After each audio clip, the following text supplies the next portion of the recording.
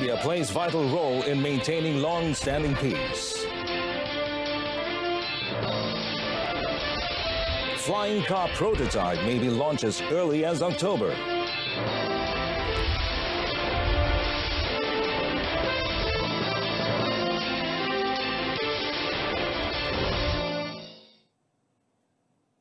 Good evening. Thanks for joining us. You're watching the evening edition of News on 2. And I'm Mohammed Amin Carlos.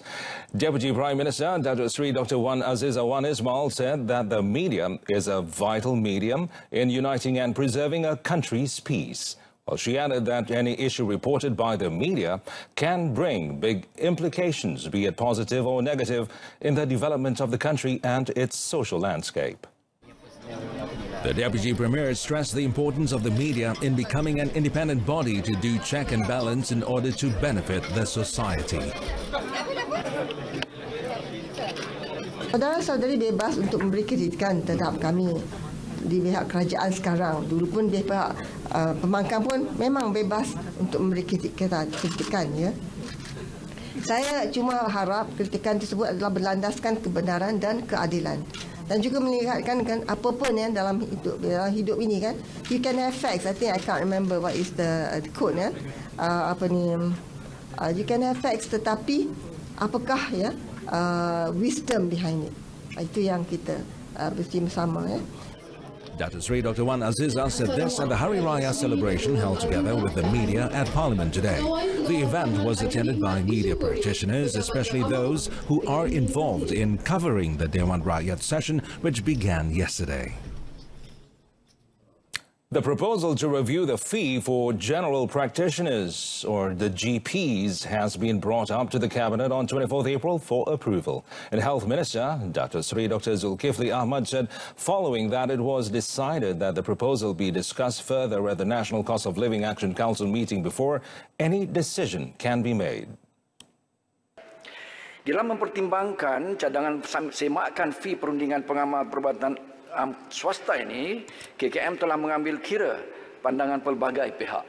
Selain daripada pengamal perubatan swasta, KKM juga telah mendapatkan pandangan daripada persatuan-persatuan pengguna dan majikan-majikan daripada pelbagai sektor industri, ya, yang mana kita adakan sesi town hall yang melibatkan pengamal perubatan swasta dan pihak-pihak berkepentingan pada 27 Ogos yang lalu. Dr. Zulkifli said this in his reply to Klang MP Charles Anthony Santiago, who wanted to know the ministry's stance on the streamlining of fees for general practitioners in the country. The GP fees, as stated in the 7th schedule of the Private Healthcare Facilities and Services for Private Medical Clinics and Private Dental Clinics, Regulations 2006, had not changed in 27 years. Youth and Sports Minister Syed Abdul Rahman has lauded the opposition party for supporting the proposed amendment to the federal constitution to lower the voting age from 21 to 18 years. Now, Syed Sadiq in a statement said that the federal government is also studying steps for automatic voter registration and amendments to the Youth Societies and Youth Development Act 2007, among others. Syed Sadiq said the proposed amendment to the federal constitution for tabling in the Dewan Rakyat is a motion which is bipartisan and helps build a consensus among all members of parliament. It is also an effort that puts young people first and will shape the future of Malaysia thanks to this direct engagement with them. Syed Sadiq said that the move is supported by non-governmental organizations, that NGOs, civil societies and religious authorities. He added that his ministry would keep on looking at initiatives to keep young people engage in the decision-making process. The Ministry of Agriculture and Agro-Based Industry is looking into a new method to control the animal population for aggressive and dangerous animals. Now, this is as firearms should only be used as a last resort to control any animal in line with the Animal Welfare Act 2015. Its Minister, Dato' Salahuddin Ayub, said the Act states that no animals can be killed using firearms unless it is a desperate measure. Contohnya, anjing liar ataupun disebut anjing gila yang menyerang dengan garang, sukar ditangkap dan telah menjadikan makhluk lain sebagai pemangsa. Dalam keadaan ini, barulah akta ini akan digunakan, itu pun dengan nasihat dan budi bicara dengan izin the last resort.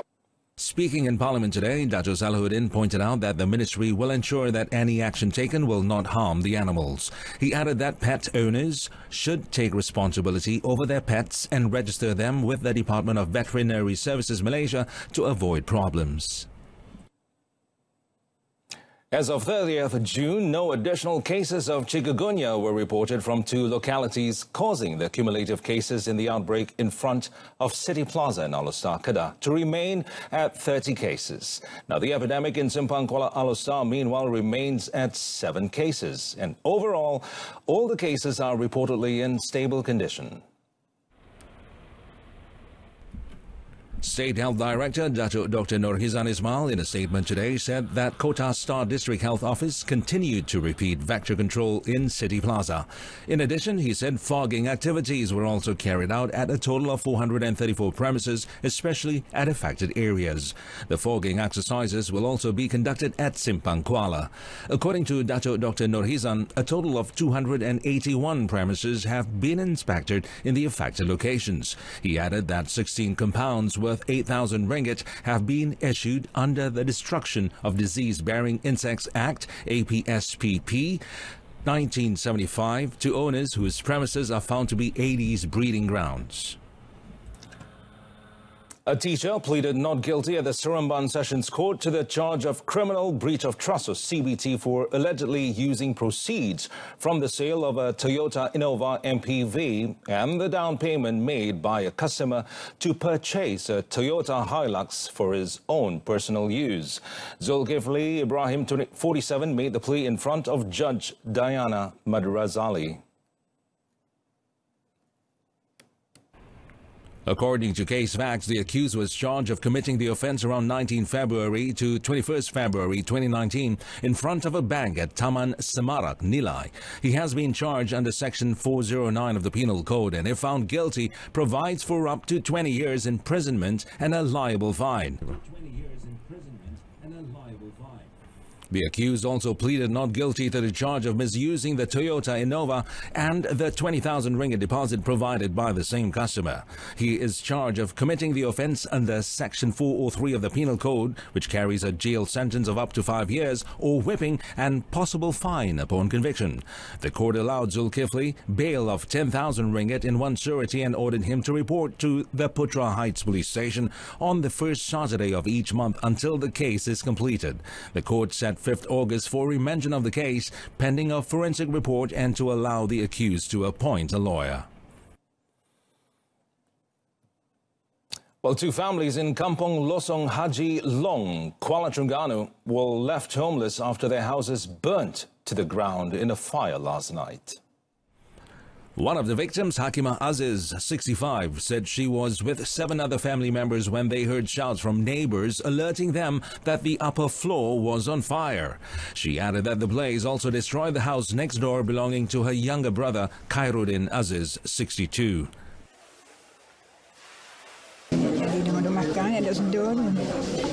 Jarang jiran ni bagi tahu pun kita tak dengar mana bab tutup pintu.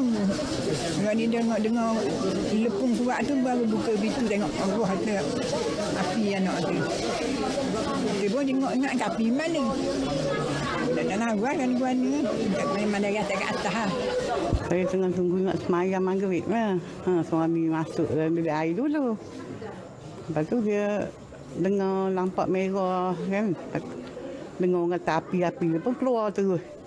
Saya pun suruh dia pakai seluar lah, kata pakai seluar. Lepas tu dia pun tariklah api, orang dah padam kan, gelap.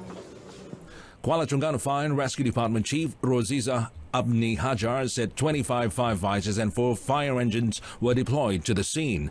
Roziza said both houses were completely razed in the blaze, adding that no fatalities were, however, reported. Roziza also said that the total loss and cause of the fire is under investigation. Well, Entrepreneur Development Minister Dato Sri Redzwan Mat Yusof says the air mobility vehicle prototype could be ready as early as October this year. Now, during the minister's question time in Parliament today, Dato Sri Redzwan said the government is only facilitating the project that is private sector driven. Pembangunan prototipe air mobility yang dibuat oleh syarikat-syarikat yang berkemampuan dan berminat untuk meneroki pasaran industri ini, semua hak milik intelektual termasuk reka bentuk dan pelesian air mobility adalah di bawah tanggungjawab syarikat yang membangunkan projek ini termasuk kos berkaitan. The minister noted that 4 of these are owned by foreign companies with a total investment worth of 338 million ringgit or 41% of the total investment value. Local companies make up 7 of the projects with a domestic investment worth 478 million ringgit or 59% of the total investment value. Out of the 11 approved projects, 10 projects are taking part in aerospace manufacturing activities where they build aircraft parts such as engine components, machine metal parts and also aerostructure parts while providing surface treatment services for Tier 1 and Tier 2 companies. Transport Minister Anthony Loke has refuted the Grab Drivers Malaysia Association's claim that as few as 1 in 10 e-hailing drivers manage to pass the Public Service Vehicle or PSV examination in each class. And speaking in Parliament today, Loke said that 62% or 10,151 out of 16,338 candidates have successfully completed the PSV examinations. Maka daripada jumlah tersebut dapatlah dirumuskan bahawa sebanyak 62% calon telah lulus ujian tersebut dan berjaya dilesenkan. Maka dengan itu, kenyataan daripada Persatuan Pemandu Grab Malaysia bertarikh 14 Mei 2019 yang mendakwa hanya 10 hingga 50% pemandu e-hailing lulus dalam setiap kelas seperti yang dilaporkan dalam berita harian adalah tidak tepat. The minister added that he expects the number to shoot up tremendously on 12 July in line with the availability of the PSV course in digital format. The format has been running from 3rd June this year at approved training centres. The Transport Ministry set 12 July as the deadline for e-hailing drivers to obtain the PSV licence that will then be required for them to continue working in the industry. And a biz headline story, Johor registered 24 billion ringgit in foreign direct investment or FDI last year, a 4-fold increase from 2017 that gave the state the honor of being the country's biggest investment earner. Now, Johor International Trade, Investment and Utilities Committee Chairman Jimmy Puah Wee Su said the figure in 2017 was 5.1 billion ringgit. Commenting further while speaking at the State Assembly in Kota Iskandar today, Puah said this also shows that foreign investors have high confidence in Johor compared to other states. According to Puah, Johor is still seen as competitive despite the current volatile global economy. He said Indonesia, concentrating in the oil and gas industry in Pengerang, topped the list with FDI in the state totaling 8.46 billion ringgit last year. In addition to Indonesia, the Netherlands ranked second with 7.57 billion ringgit, China 2.84 billion ringgit, and followed by the United States 2.36 billion ringgit. The Johor Exco noted that the petroleum industry, including petrochemicals, has emerged as the top foreign investment in Johor with a value of 11.8 billion ringgit, followed by the electricity and electronics industry with 8.3 billion ringgit, and the chemical and chemical products industry at 2.364 billion ringgit. Puah added he expects the country's economy to remain positive this year as the national macroeconomic fundamentals remain strong despite domestic and external challenges. Well, rent-to-own scheme in Pulau Pinang will be extended to homes at all districts in the state to help those from the low-income or B40 group to own a home. In line with that, the State Housing, Town, Country Planning and Local Government Committee Chairman Jagdeep Singh Deo said a total of 2,000 low and medium cost home units are now on offer under the scheme. Those who do not have a steady income, no bank documents and proper documents are also eligible to purchase these units if they adhere to the stipulated requirements. Absa. At the end of the day, I want to tell you and remind you today when you go and sleep, you sleep peacefully. because so many other people now have a house to sleep.